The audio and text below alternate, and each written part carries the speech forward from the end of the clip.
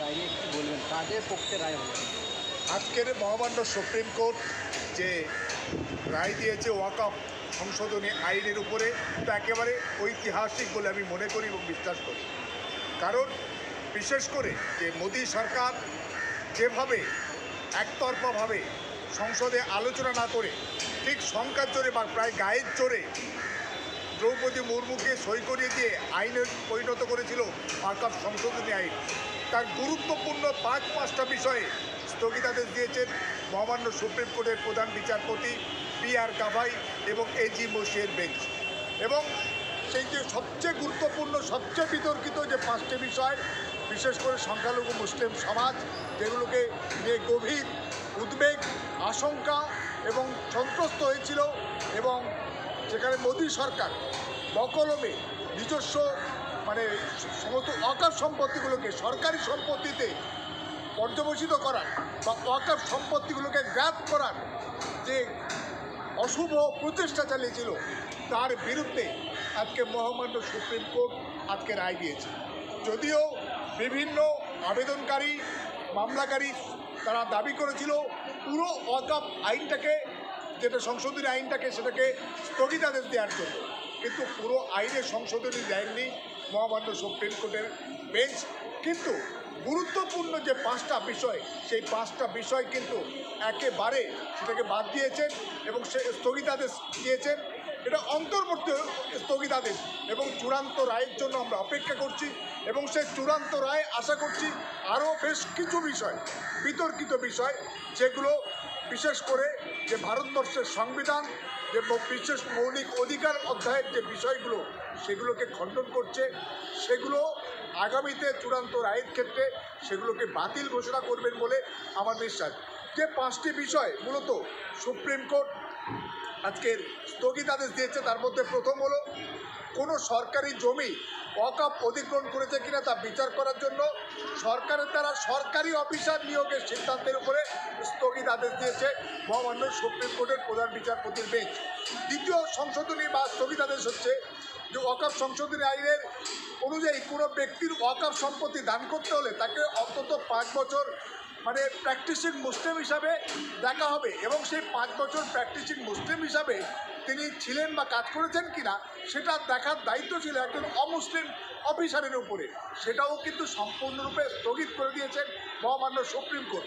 যে 5 বছর কে প্র্যাকটিসিং মুসলিম আর কে প্র্যাকটিসিং মুসলিম নন, একজন অমুসলিম অফিসার আজকে কেন্দ্রীয় সরকার নিয়োগ করবে আর সে সার্টিফিকেট দেবে, তার ভিত্তিতে সে ওয়াকফ সম্পত্তিতে দান করতে পারবেন, নচেত করতে পারবেন না। এই যে চালাকি, এই যে ভণ্ডামি, সেটার বিরুদ্ধে কিন্তু আজকের মহামান্য সুপ্রিম কোর্ট মোদি, অমিত শাহ এই যে ওয়াকফ সম্পত্তি নিয়ে যে সংশোধনী আইন, সেখানে কিন্তু তাদের মুখে একেবারে ঝামা ঘষে দিয়েছে। দ্বিতীয় সংশোধনী হলো যে একেবারে ওয়াকফ সম্পত্তিতে বকলমে যে কেন্দ্রের যে ওয়াকফ কাউন্সিল এবং রাজ্য সরকারের যে ওয়াকফ যে বোর্ড আছে, সেখানে কিন্তু ইচ্ছামতো অমুসলিমদেরকে বোর্ডের সদস্য হবে এবং এক্স অফিসিও হিসাবে যারা আসবে, এমন ক্ষেত্রে দেখা যায় যে সংখ্যাগরিষ্ঠ একেবারে কোনো ক্ষেত্রে 3/4 পর্যন্ত অমুসলিম তারা বোর্ডের বা কাউন্সিলের সদস্য হয়ে যাবে। ফলে সেখানে ওয়াকফ বিষয়ে সিদ্ধান্ত নেওয়ার ক্ষেত্রে অমুসলিমরাই কিন্তু তারা নিয়ামক শক্তিতে পরিণত হতে পারত। সেখানেও কিন্তু সুপ্রিম কোর্ট বলে দিয়েছেন যে যে ওয়াকফ কাউন্সিল, কেন্দ্রীয় সরকারের ওয়াকফ কাউন্সিলের ক্ষেত্রে সর্বোচ্চ 4 জন অমুসলিম, এবং যে কোনো রাজ্য যে ওয়াকফ বোর্ড, সেখানে সর্বোচ্চ 3 জন মাত্র অমুসলিমকে অন্তর্ভুক্ত করা যাবে, তার বেশি নয়।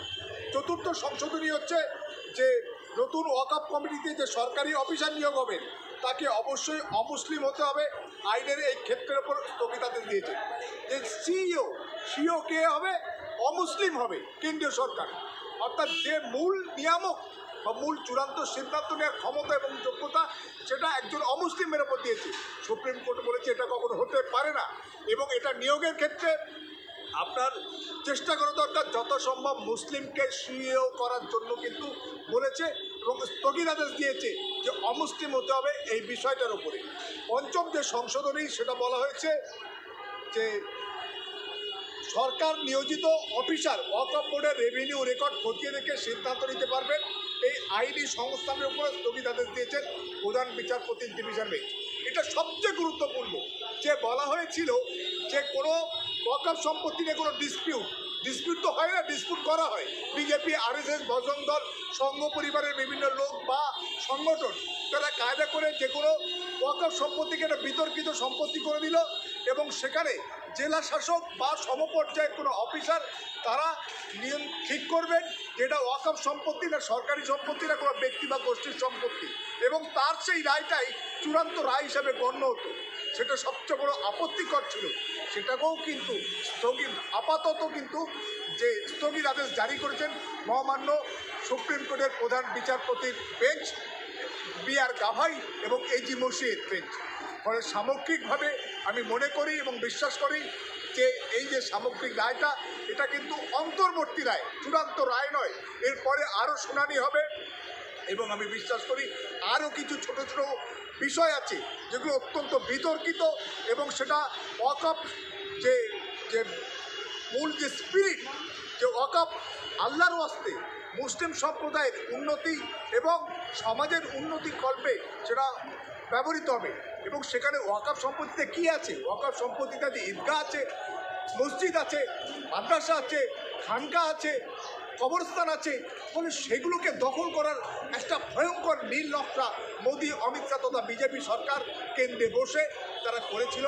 ফলে সামগ্রিকভাবে তাদের সেই প্রচেষ্টায় আপাতত কিন্তু সুপ্রিম কোর্ট গুরুত্বপূর্ণ 5টা বিষয়ে স্থগিত দিয়েছেন এবং আগামীতে চূড়ান্ত রায়ে আরও কিছু ছোট ছোট বিষয় সেগুলোকে বাতিল ঘোষণা করবেন বলে আমাদের দৃঢ় বিশ্বাস এবং শুনানি চলবে।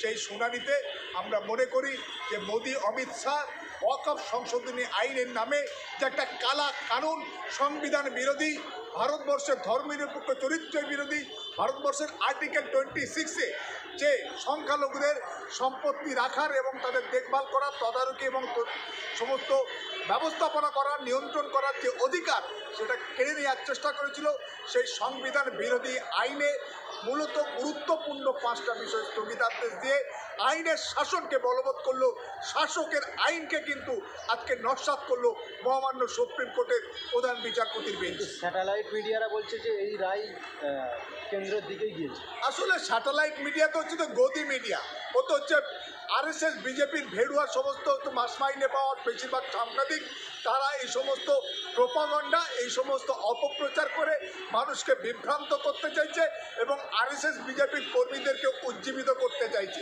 আসলে তাদের মুখে ঝামা ঘষে দিয়েছে মহামান্য সুপ্রিম কোর্ট, সেটা বলতে তাদের লজ্জা হচ্ছে, দ্বিধা হচ্ছে, তাই একটা অপপ্রচার করে তারা মানুষকে বিভ্রান্ত করতে চাইছে। আশা করি তাদের সেই বোধোদয় হবে। আর মূলত আপনারা জানেন যে তথাকথিত গদি মিডিয়া 2-3টে হচ্ছে কর্পোরেট গ্রুপ, সেই আদানি, আম্বানি, তারা দুজনে মিলে প্রায় 28টা নিউজ চ্যানেল এবং কি সরকার আছে এই বাংলায়, তারা মূলত আজকের মিডিয়া শুধুমাত্র আরএসএস বিজেপির ভজনা করে সংখ্যালঘু মানুষজনদের বিরুদ্ধে মানুষকে উত্তক্ত করে তাদের মগজ ধোলাইয়ের অপকর্ম বছরের পর বছর চালিয়ে যাচ্ছে। ফলে তাদের এই সামগ্রিক অপচেষ্টা খুব শীঘ্রই মানুষের কাছে ধরা পড়বে এবং এখনও ভারতবর্ষের যে সংবিধান আছে, গণতন্ত্র আছে, আইনের শাসন আছে, ধর্মনিরপেক্ষ ভারতবর্ষ ছিল, আছে এবং থাকবে, এটা আমাদের দৃঢ় বিশ্বাস। এই সমস্ত গদি মিডিয়ার চালাকি এবং বদনামি অচিরেই বন্ধ হবে।